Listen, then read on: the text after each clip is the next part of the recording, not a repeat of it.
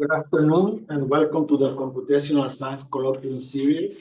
Today I have the pleasure to welcome Anand Srinivasan, who is one of our PhD candidates, and he's going to talk about a mimetic framework to do, we call it data-driven solution for what is called Burgulence. Thank you, Dr. Castillo. Good afternoon, everyone. My name is Anand Srinivasan. I'm one of Dr. Castillo's students. This is work that was funded by the Computational Science Research Center, along with effort from University of California at Irvine, and my co-advisor is Dr. Perry Johnson. So we're going to be talking about Burgulence, or what is known as Burger's equation for uncovering turbulence modeling for fluid flows. And how do we use a mimetic-based machine learning framework to uncover turbulence for so if we think about turbulence and fluid flows, the equation that's shown here is the incompressible Navier-Stokes equation. This is the momentum equation, obviously, for the Navier-Stokes. There is going to be a mass conservation equation, which is the del dot term for the incompressible Navier-Stokes. So when we think about fluid flows, turbulent flow possesses a lot of modeling challenges and numerical challenges. The fluid flow is inherently turbulent, which means there's going to be large scale and small scale eddies, and capturing the largest scales and the smallest scales poses a lot of restrictions and requirements of the spatio-temporal discretizations. And in particular, if we look at the nonlinear convective terms, which we'll be talking about a little more in detail as we progress through the discussion today, the nonlinear convective terms in particular needs a lot of attention and care in terms of spatial discretization. And for adequate resolution, we need to be able to get to a stage where we're able to capture all of the small scale eddies, which is also known as the Kolmogorov length scale, which is the smallest scale that can be physically captured for turbulent flows. The challenges with high Reynolds number lies in the fact that if we look at the Reynolds number, there is two terms that's highlighted here. There is the dissipation term on the right-hand side, which comes from the Laplacian. And we know that for a given viscosity, the viscosity is inversely proportional to the Reynolds number, which means that as Reynolds number changes, there's going to be a viscous term, a viscous dissipation that comes up as a function of Reynolds number. And then we also have the nonlinear convective term, which is the one highlighted on the left-hand side of the equation. So what ends up happening is as Reynolds number tends to infinity, the 1 over the Reynolds number tends to become a small quantity, which means that the inherent viscous dissipation of the fluid flows tends to decrease as Reynolds number increases. And as a result, what ends up happening is the entire partial differential equation is going to be dominated by the nonlinear convective terms. And if the nonlinear convective term is not adequately discretized, that can lead to numerical instabilities or numerical errors, which doesn't necessarily reflect what is happening with the fluid flow or the physics of the fluid flows.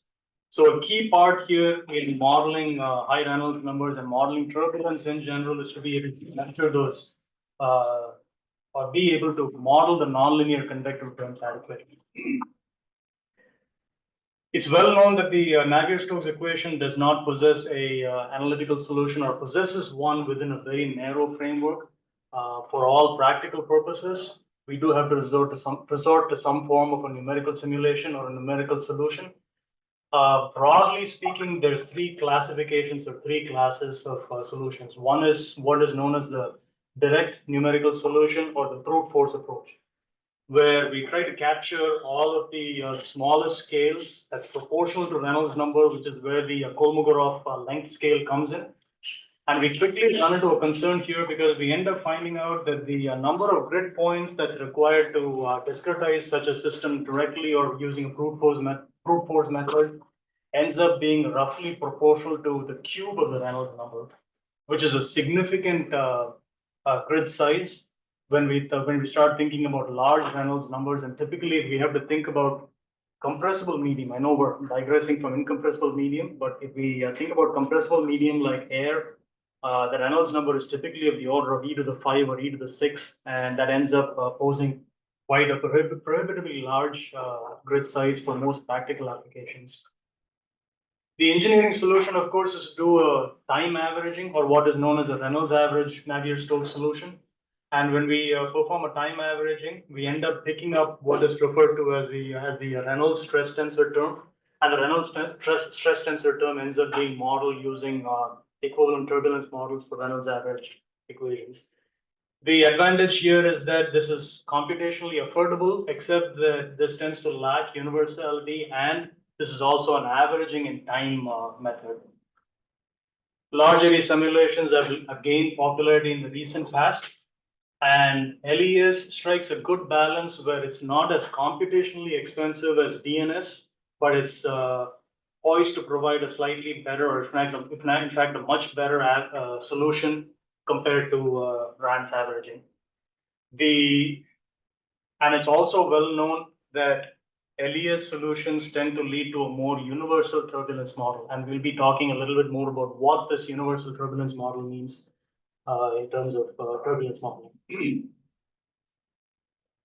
So we've mentioned the Kolmogorov hypothesis. So maybe it's time to get an intuitive understanding of what a Kolmogorov hypothesis means. So if we imagine fluid flows and if we imagine turbulence in a fluid flow, I think we all have an intuitive understanding of what turbulence is. If we have a cup of coffee and if we end up stirring a cup of coffee with a little bit of cream poured into it, we tend to see visually what turbulence is doing to the black coffee with the cream poured in.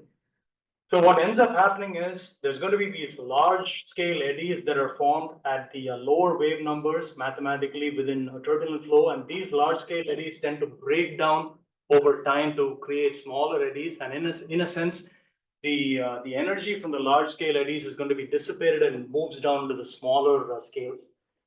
And that's kind of where the motivation for turbulence comes in from a viscosity standpoint. There's going to be this energy dissipation from the larger scales to the smaller scales. And as the wave number increases and as the smaller scales start to develop from the larger scales, there's going to be an energy dissipation. And the key here is we ought to be able to obtain a numerical scheme that can preserve or accurately preserve this energy decay, especially at the higher wave numbers. With that framework in mind, the study objectives that we've proposed here are to contain a subset of what we call as the turbulence modeling, which is where Burgulence comes in. So if we look at the Burger's equation, the Burger's equation contains the nonlinear convective term and the dissipative term that was found in the original Navier-Stokes equation, with the exception that we're no longer modeling a pressure term here. But it provides a good framework to be able to understand and use as a prototype to model unresolved turbulent terms and use it as a model to understand what the subgrid scale stress tensor ought to look like. And we also need to find a spatial discretization scheme that can accurately preserve this energy decay that we just talked about at the higher wave numbers. And lastly, we're also using the study objective here in order to be able to use a neural network or a machine learning driven or a data driven framework to model turbulence closures. Which brings us to the topic of mimetic methods. I think a lot of us had a chance to attend Dr. Dumet's lecture a couple of weeks ago, maybe a month ago. Dr. Dumet laid the framework for what the mimetic methods entail, and I'm going to go into a little bit of detail, a little bit of a background here for mimetic methods. The key here is we saw on the previous slides that the spatial discretization scheme requires a form of an accurate representation, and that's exactly where the mimetic methods come. So what are mimetic methods? Mimetic methods are based on constructing discrete analogs for vector calculus and tensor calculus quantities of divergence and gradient. So we're talking about a continuum framework and then a discrete framework that can adequately capture all of the equivalencies from the continuum framework, which is exactly where the mimetic methods comes in. So in essence, these mimetic methods, they mirror or mimic the properties of their continuum counterparts. So what exactly do we mean by that? If we think about, we've all seen the Gauss divergence theorem and the Green's theorem and perhaps even the Stokes theorem. Essentially, what the divergence theorem states is that the divergence of the field within a certain boundary or within a certain volume ought to equate to what is happening at the boundary. So integral within the boundary ought to equate to what is happening at the surfaces. And from a fluid flow standpoint, what this means is there's going to be a continuum that's going to be satisfied. Energy is neither created nor destroyed in the system, which means that if we have a continuous system, whatever gets into the boundary or a control volume ought to represent what is exiting or leaving the control volume. By virtue of deriving tensor calculus quantities for div and grad that satisfy these continuum counterparts, we're able to derive the mimetic operators for div and grad. And more importantly, the ones that we're talking about here are or what is referred to as the Castillo-Grown and the Corbino-Castillo mimetic operators. The Castillo-Grown and the Corbino-Castillo mimetic operators are able to achieve uniform orders of accuracy and high orders of accuracy, both at the interiors of the domain and at the boundaries of the domain, which is typically not possible using standard finite difference equations. So if we combine the Gauss divergence theorem, we're able to achieve what is known as the extended Gauss divergence theorem, which includes the effect of both the gradient and the divergence terms. And by using the high order Corbino-Castillo mimetic operators, we're able to obtain equivalent div and grad operators for the divergence theorem. The key factor with the mimetic methods is the fact that this works in a staggered grid, and this is especially useful and applicable when we think about fluid flows and modeling Navier-Stokes equations, because when we have the pressure velocity coupling, research has shown that working on a staggered grid is more feasible, and it lends to a more accurate solution when it comes to working on a staggered grid. So with the mimetic framework on a one-dimensional grid, we have the velocities defined on a nodal grid, and the scalar functions, which is typically a scalar for pressure, defined on a staggered grid, both at the interiors and at the boundary. And we have both the divergence and the gradient operators, with the divergence operator being a linear mapping that maps velocities to centers of the grid, while the gradient acts on scalar quantities acting on a staggered grid and converting it to a nodal grid. And since these operators have been by construction derived to satisfy their continuum counterparts, they do satisfy some of the vector calculus or the tensor calculus identities. For example, if we look at the curl of the gradient for a constant function, by construction, that's going to be equal to 0. The divergence times the gradient is going to be a Laplacian term, and so on. Dr. Dumet mentioned this during his presentation as well. The advantage of using the mimetic operators is the fact that we have an open source library, which is helpful in being able to obtain high order discretizations for the divergence of the gradient and the Laplacian terms, which makes it fairly straightforward and fairly easy to compute not just the derivatives, not just the matrix derivatives, but also be able to solve partial differential equations. So with that framework in mind, we're going to rephrase our study objectives once again. Our study objective now is to be able to investigate the Burger's equation as a prototype to model unresolved turbulent terms. We're going to be using the mimetic method, the high order mimetic methods, for obtaining the ground truth data, as we call it, which is the equivalent of obtaining a direct numerical solution, which is going to be the basis for the nodal network. We then use a form of the filtered direct numerical solution to train a numerical network, a neural network, excuse me. And we use that to investigate data-driven closure modeling. And then, of course, we end up comparing what we obtain from a data-driven model with some of the well-known turbulence models that's out there. So why mimetic methods? We've already seen that mimetic methods provide an equivalency to a continuum counterpart. If we look at the literature and we look at the literature for what's being used to uncover turbulence models or uncover the closure models for turbulence, one of the popular methods that's used is what's known as the spectral methods or pseudo-spectral methods. One of the advantages of using a pseudospectral method is the fact that you end up eliminating the numerical errors or the aliasing errors that might arise because of spatial discretization, which means that from a turbulence standpoint, we're trying to eliminate any numerical instability that might creep in. Except that this is applicable, the spectral methods is sometimes applicable only for simple geometries with periodic boundaries. On the other hand, mimetic methods, we saw on the couple of slides earlier that mimetic methods can achieve even order of accuracy at the boundaries and at the interiors of the grid. And if we think about turbulent flow, for example, in a channel flow, which is flow between two parallel plates, we're going to have a boundary layer that's going to be developed close to the walls that have the no slip or a zero slip boundary condition. And being able to pick up those boundary layers is vital and crucial for a good turbulence model. So this is where the mimetic methods ends up excelling in the fact that it can be applicable for complex geometries, especially for wall-bounded flows. And more importantly, it serves as a more practical scheme or some form of an engineering-based scheme to be able to evaluate turbulence modeling.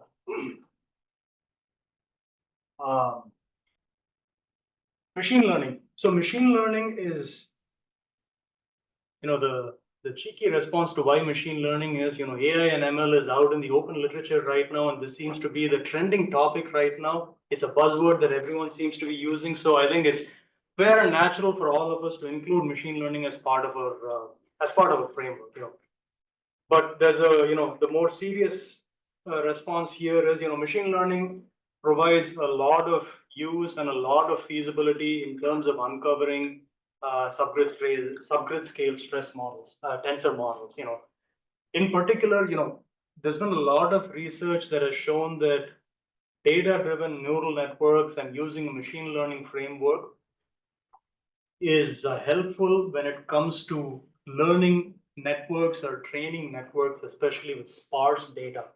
And sparsity is something that comes up, especially when we have experimental measurements and we have to end up validating experimental data with a numerical framework.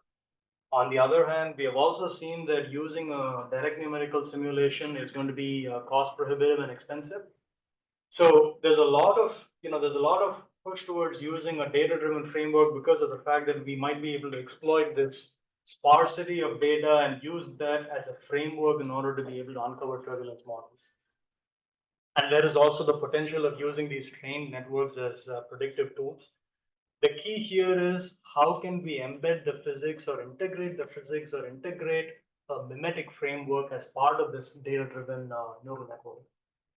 And from a higher level, from a physics-based level, the challenge is, can we obtain a ubiquitous or a so-called universal eddy coefficient or a universal turbulence model? And what do we mean by that? We're talking about a turbulence model that's going to be applicable for all types of flows, flows that are in rotation, flows that are in shear. Rotation, if you have a flow between two spinning bodies, that's going to be in rotation. The turbulence effect there is going to be different from flow between two parallel plates, which is more curvilinear. And then there's going to be transition regimes where we have flows that may be laminar in some regions versus being turbulent in other regions. So a good universal turbulence model ought to be able to cover all of these regimes. And that's one of the aspects where potentially neural networks can be helpful. So going back to the Burgers equation. So large eddy simulations work on the fact that we end up doing a spatial filtering as opposed to the time averaging that happens with the Reynolds averaging. With large eddy simulations, we perform a spatial filtering. And how is the spatial filtering achieved? It's achieved by using convolution filter, or what is referred to as a low-pass filter. So essentially what a low-pass filter does is very similar to a pixelated image. It's a close analogy, not exactly a good analogy, but it's a close analogy where if we have a picture on our cell phone, a photo that has a high resolution, we might be able to use some image recognition techniques to be able to bring it down to a coarser image and not retaining all of the high resolution that the original image has. And up to a certain resolution, we might still be able to pick up what's happening with the original image, and visually we're able to see the impact of what the original image might look like. And that's kind of what the convolution does, or the low pass filter does. The low pass filter analogy always, obviously comes from electrical engineering, where you pass through certain frequencies of up to a certain low frequency range, and we filter out all of the high frequency component. And in turbulence, if we imagine turbulence with the large eddies and the smaller eddies, we're going to think about low pass convolution filter as a filter that ends up eliminating or removing uh, wave numbers beyond a certain cutoff length scale. And that's where the Kolmogorov scale comes in. We're not going all the way up to a Kolmogorov length scale, but we're going to be using a certain cutoff filter scale. The filter, mathematically, the filter possesses a few properties. For example, it's going to be even on both the left and the right of the axes. It has a normalization property where the area under the curve is going to be unity. The filter is localized, meaning that if we want to imagine something like a top hat filter or a square function has a crisp region within which it's active, and then it decays down to zero beyond that region, beyond that little localized window. And we're seeking filters that possess those quantities. And it also has a few other properties where the operation itself is linear when we pass through a filter, and the filter commutes with time, which is crucial for us when we think about numerical integration with LES. With the filter framework set up, we're now able to produce what would be called as the equivalent of a one-dimensional velocity profile that has non-linearities or turbulence built in, where we've specified an energy profile which has a certain decay. In this case, we've specified the negative 5/3 decay, which is in line with what the Kolmogorov decay proposes, the K41 hypothesis proposes. And we end up being able to create what would be the equivalent of a one-dimensional velocity profile. This is a zoomed-in snapshot of a velocity profile, where we end up seeing all of the raggedness with the velocity profile. And if we end up starting with a profile that looks like this, we can then pass a convolution filter to then obtain the filtered components. It's not quite as visually appealing here on the time domain, but if we transfer it over to a Fourier domain, we're able to see how the original energy spectrum follows the clear negative 5/3 law, especially at the higher wave numbers. And by virtue of filtering it using one of these available filters, we're able to obtain what would be the equivalent of removing the effect of the higher wave numbers, or removing the effect of a certain cutoff length scale. The filter that we've incorporated in our current work is the box filter. So revisiting our Burger's equation. So we take the Burger's equation, we pass a convolution filter through it, and we end up picking up what we refer to as the subgrid scale stress tensor. And this is the term that now needs to be modeled. So what exactly are we doing with LES operations? With LES, mathematically speaking, we're trying to model the subgrid scale stress tensor term, which is the turbulent part of the fluid flow, while numerically solving for the larger scale eddies. One of the popular models that's been out there since the 60s is what is referred to as the Smagorinsky model. The physics behind the Smagorinsky model is very intuitive if we think about it. It goes back to the fact that in turbulent flows, there's going to be eddies that are created and destroyed, so to speak. So there's large scale eddies which break down to the smaller scale eddies.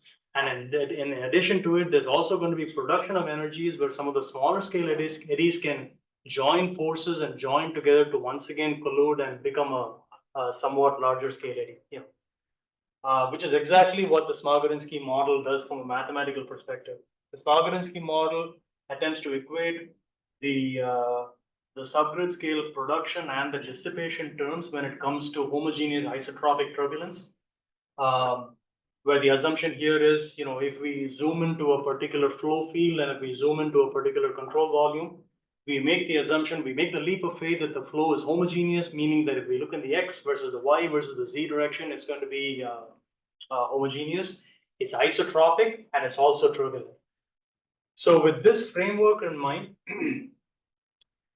the Smagorinsky model ends up modeling the subgrid scale stress tensor using what is known as the eddy viscosity coefficient in a format that's going to be related to the strain tensor, which if we think about the velocities, it's going to be some form of a gradient of the filtered velocity. And before we even go to the DNS data, this is laying a good framework for us.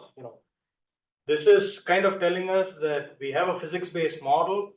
We have a model that's mathematically related to the filtered velocity components, which means that this becomes a framework when we start thinking about training a neural network.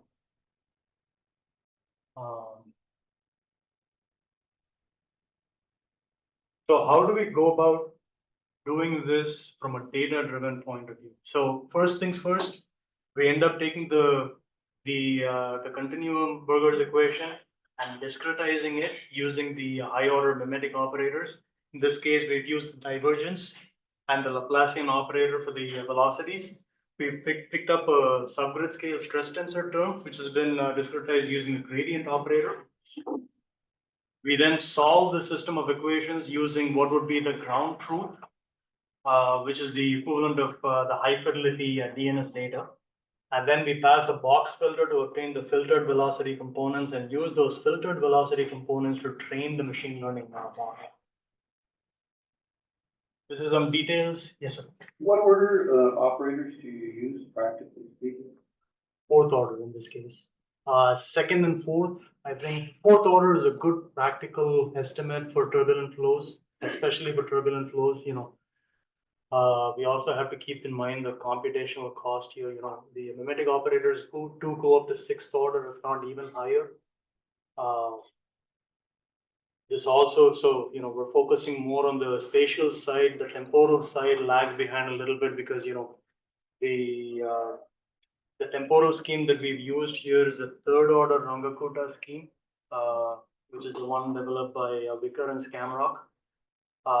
It's third order in time, except that there's been evidence where, there's a paper by Burgulence and Castillo where they talk about the fact that when that's applied to nonlinear systems, even though the spatial discretization may be fourth order, the spatio-temporal discretization might drop to a second order framework.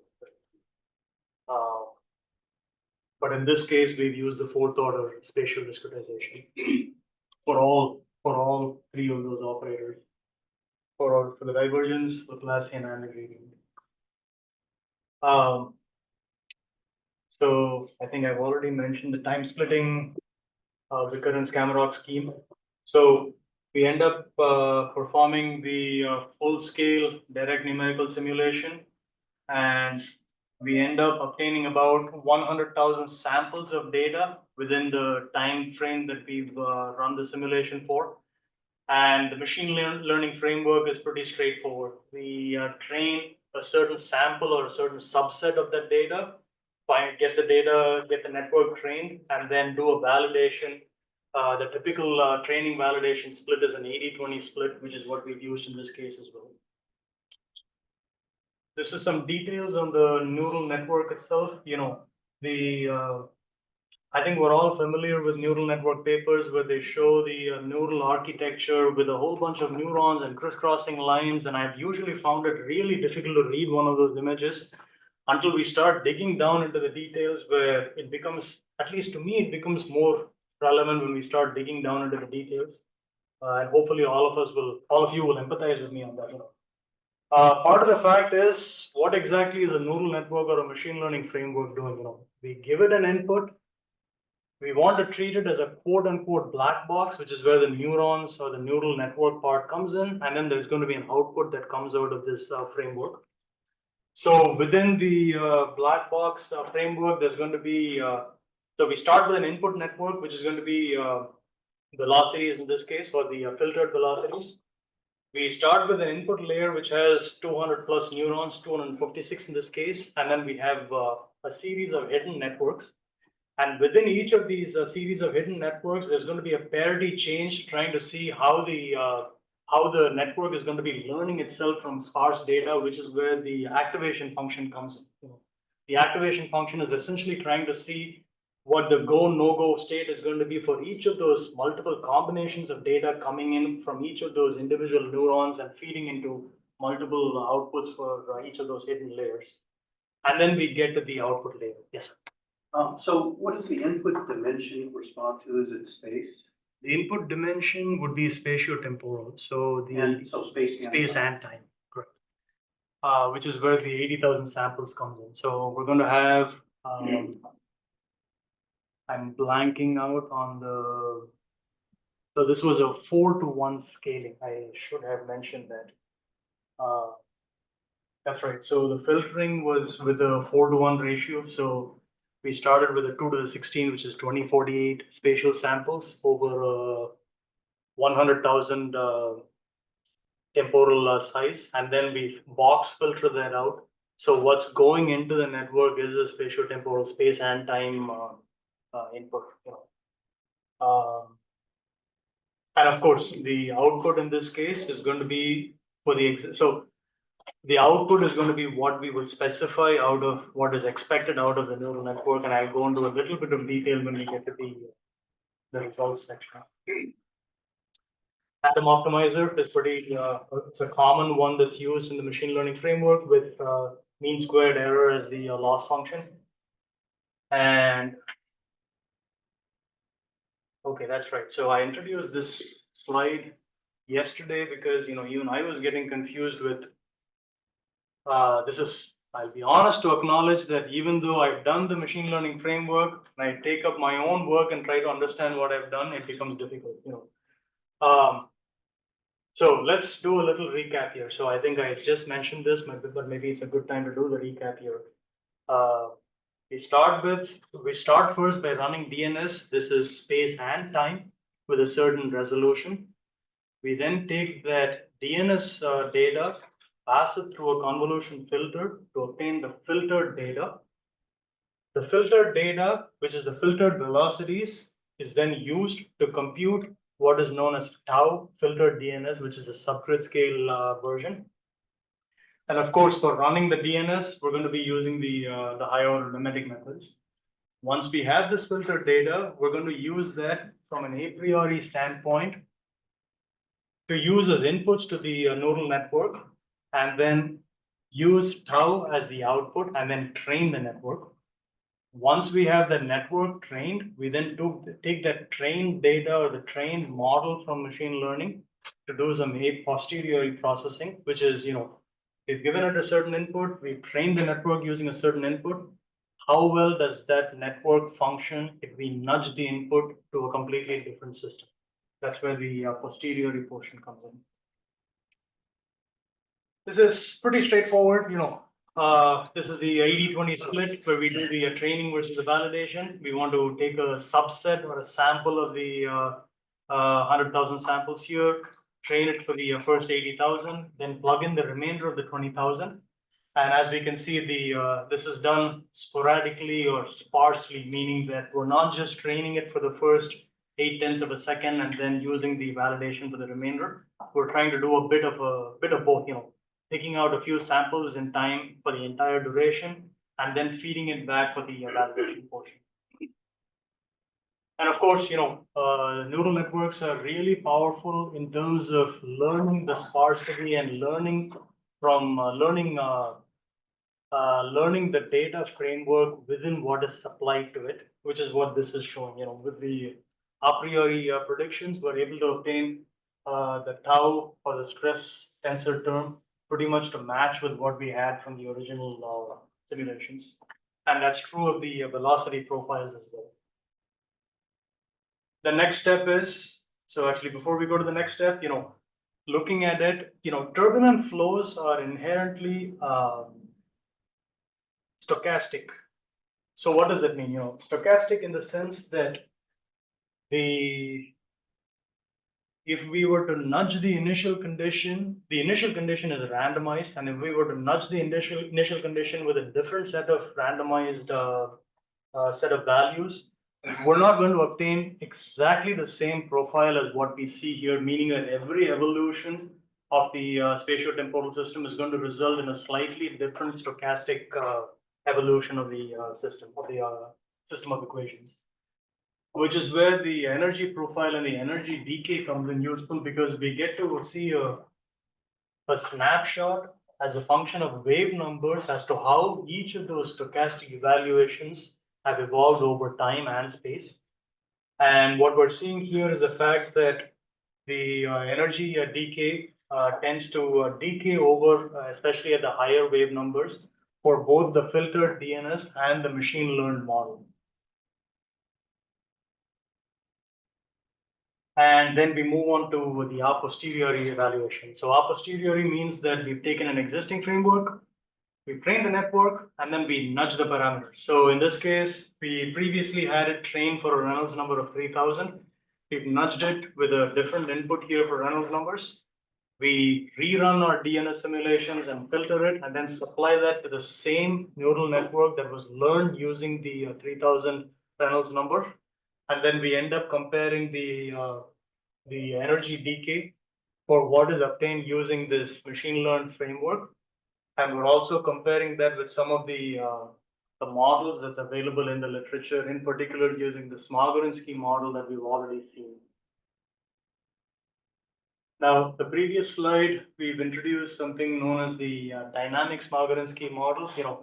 The Smagorinsky model traditionally is otherwise referred to as the static Smagorinsky model, where the eddy viscosity coefficient has a constant value of typically a range between 0.16 to 0.2 that's used for the simulations.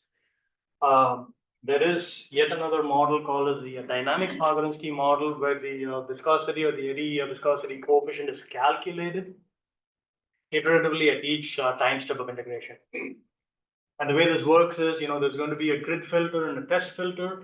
We apply the grid filter first. We then apply a test filter that's going to be a certain proportion of the grid filter. And by applying what is known as the Germano's identity, we obtain, or we end up calculating the subgrid scale. We end up calculating the coefficient on an iterative basis. So once again, the dynamic Smagorinsky model provides a physics-based or a framework that we can use to train a neural network, which is our second example that we've shown here. So if we go back to the dynamic Smagorinsky model, we have the gradients of the velocities and the velocities, which is exactly what we're going to be using as inputs to the neural network. The output of the neural network is going to be this the eddy viscosity, the dynamic Smagorinsky coefficient. And of course, we've integrated or embedded a mimetic framework by including gradients that are calculated using the mole, the mimetic operators. And once again, these are the fourth order mimetic operators. And the ground truth was obtained by performing a high fidelity simulation to obtain the using the dynamic Smagorinsky model. And this is a simulation of a comparison between the results obtained from a dynamic simulation for the dynamic Smagorinsky model versus the one that obtained using a machine learned model. One of the things that we note here is the fact that when we do the dynamic Smagorinsky model, there's a little bit of a hysteresis, especially for the initial few iterations when it comes to calculating what's happening with the turbulent flow. Since this is a one-dimensional Burgulence model with a Burgulence framework, what ends up happening is there's going to be a whole bunch of numerical oscillations that come in with the dynamic Smagorinsky model. And from our observation, it looks like the machine learning model doesn't quite pick up those oscillations, but the eventual dynamic Smagorinsky coefficient closely matches or resembles what we would achieve from a dynamic model. And of course, the energy decay is an important one, where we are able to show here that the machine learned model closely resembles the energy decay from a dynamic Smagorinsky model. I'm going to skip through this slide because we've already seen this. This is another example where the subgrid scale model obtained using the mimetic framework matches well with the machine learned or the dynamics Burgulence model. And so is the case for the velocity components. So in conclusion, what we've done here is set the framework for a mimetic data-driven modeling that can be used to uncover a subgrid scale stress tensor closure term for turbulence model.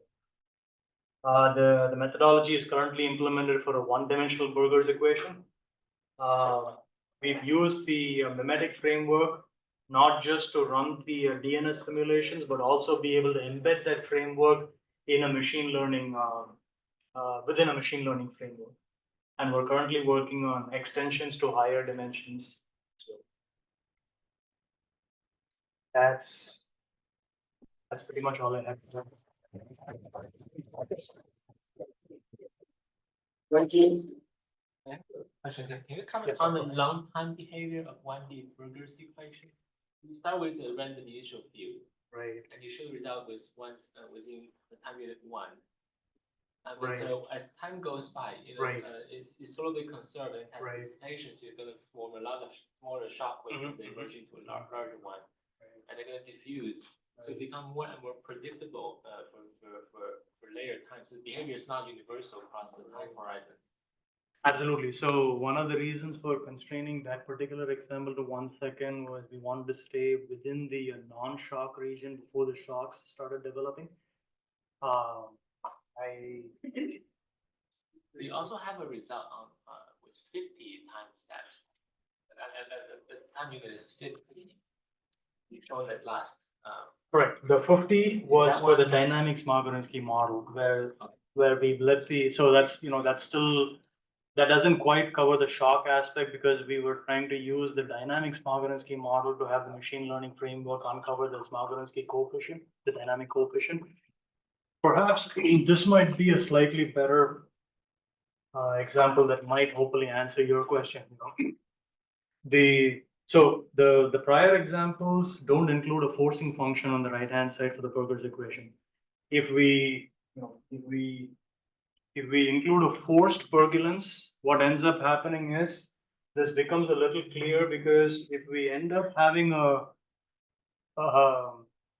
if we end up doing it without a model, without a subgrid scale stress tensor model, we end up seeing a framework where we end up seeing the buildup of energy at a higher wave numbers, And if we look at the velocity profiles, you can start seeing the formation of shocks and how the absence of a model tends to end up having those oscillations in the presence of a shock.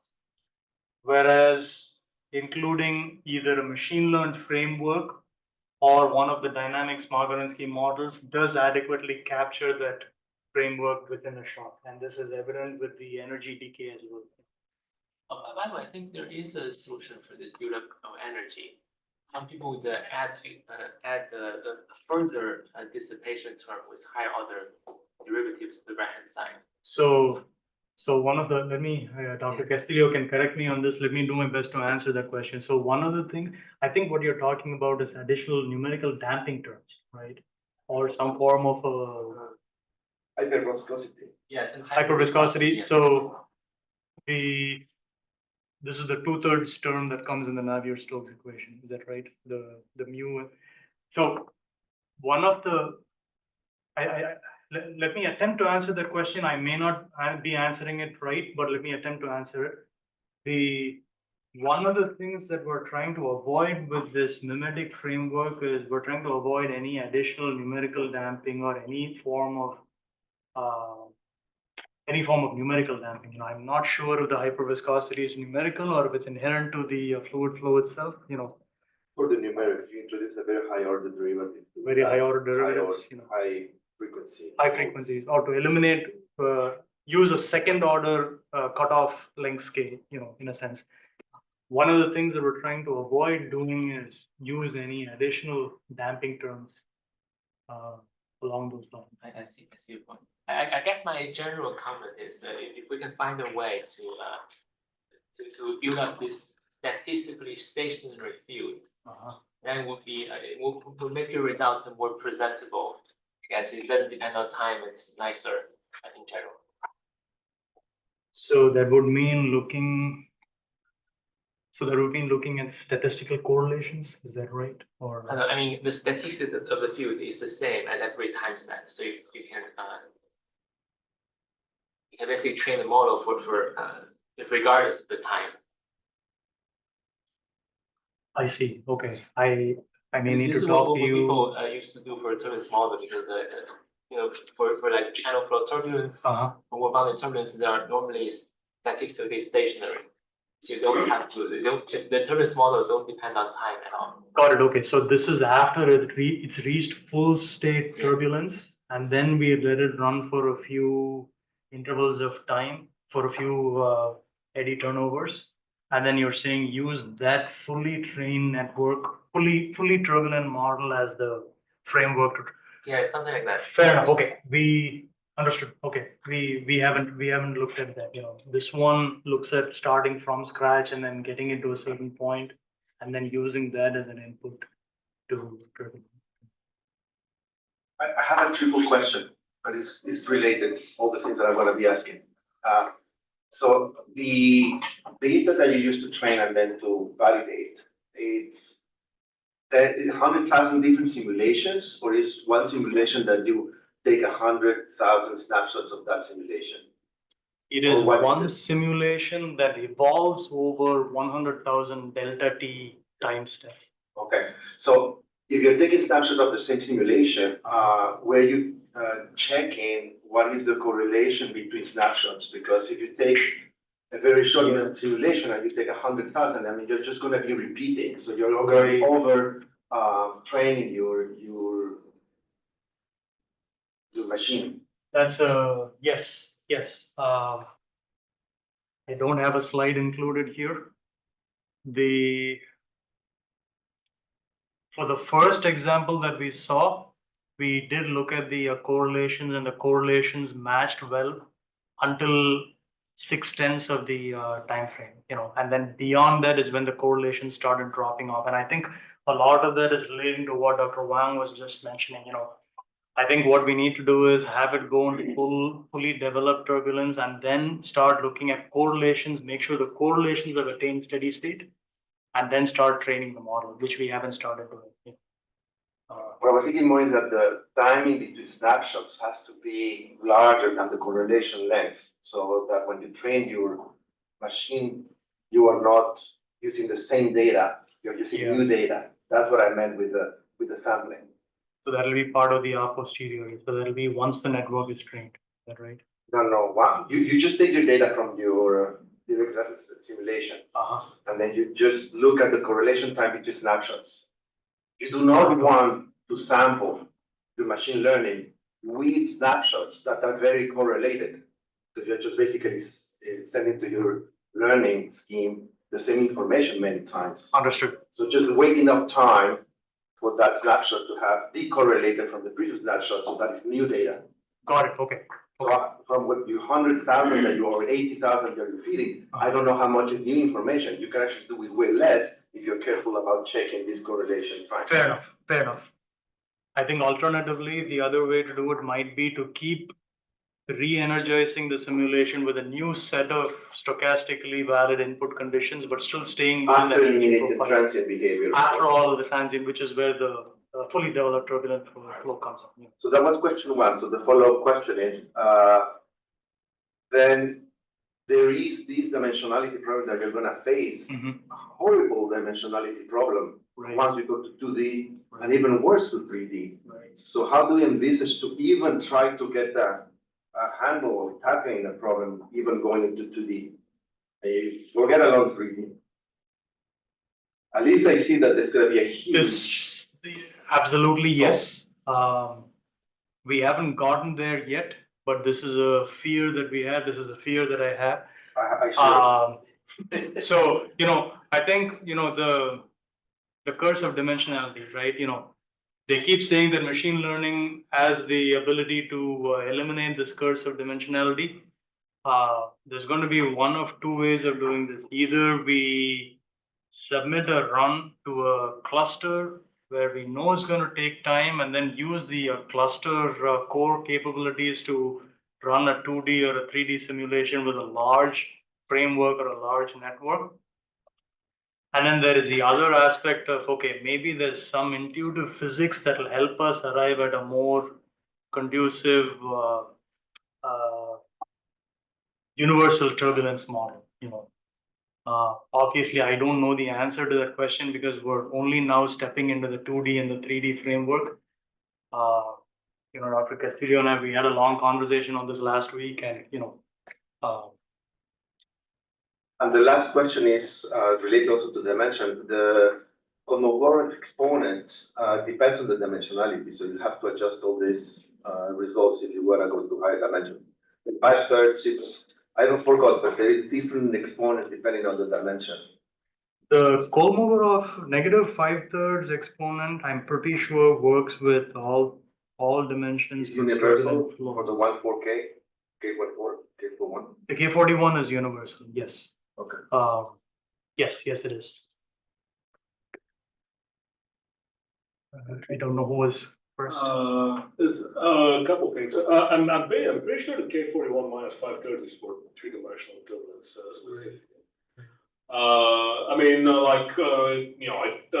You may also say that it applies to statistically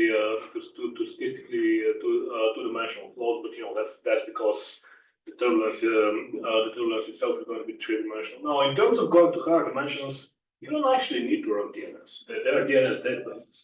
If you thought of just identifying a likely one and just training your network on that.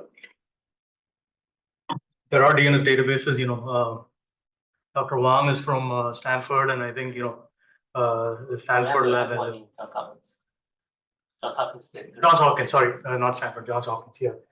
The one of the things that we're trying to uncover out of this research is to be able to use a mimetic framework. A lot of the existing databases use a finite difference framework. So one of the things that we're also trying to uncover out of this research is to be able to use a mimetic framework and compare our work with some of the existing databases out there, in particular for channel flows. Right. But I completely agree with your statement that there are databases out there for channel flows. And the other thing is, so your input layer is 256 input. So what does that look like? Just 256 points in the x direction at one time step? So what are you inputting into your input?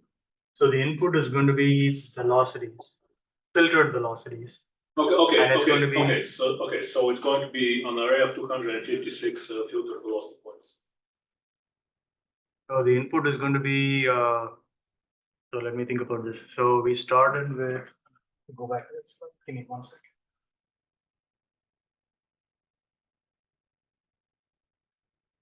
All right. So the input is going to be 512 by 80,000. 512 for spatial. 80,000 samples for temporal. No. Okay. I'm not asking about the entire data. I'm asking about the input for a single prediction of your network. Like once you train your network, you have a function that gives you f of x. What is x? What is the other? X is going to be filtered velocity. F of x is going to be tau, and tau is going to be based on the filtered velocities. And is it the filtered velocity on your entire grid? On that particular snapshot from that particular. So we evolve the DNS at each instant of time, and then we obtain the 2048 samples, and then we use a box filter to bring it down to 512 using a 4:1 ratio. You said you have 256 inputs, right? No, I think that was the number of neurons. Input layer has. Okay, maybe I misspoke there. That's the number of neurons in the first layer.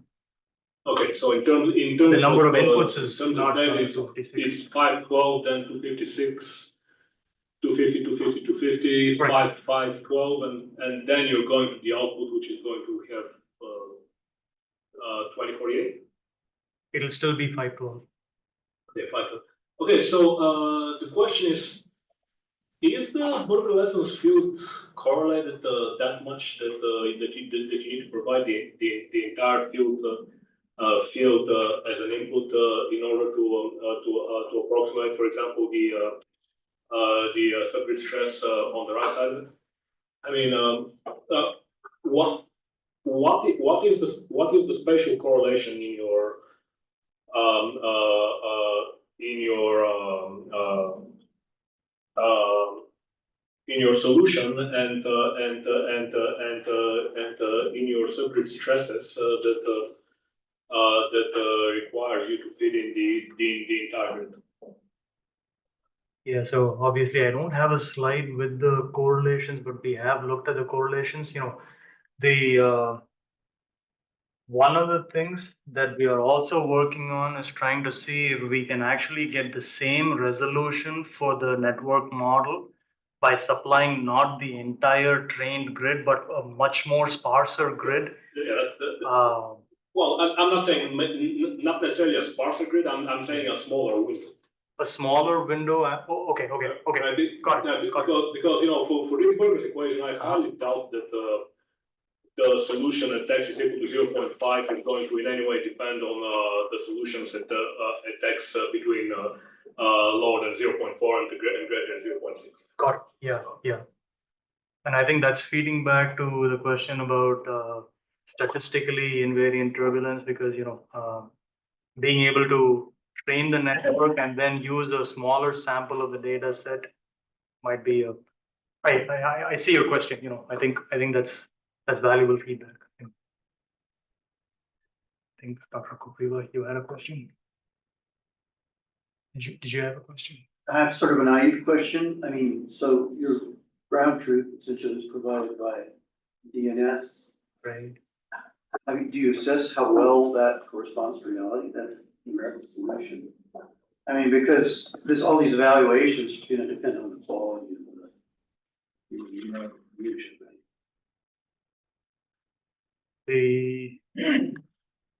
Let me How good are these solutions? I guess is the question. Thanks. Basing this training data on. So I guess one way to answer that question is that nonlinear convective term or the advective term.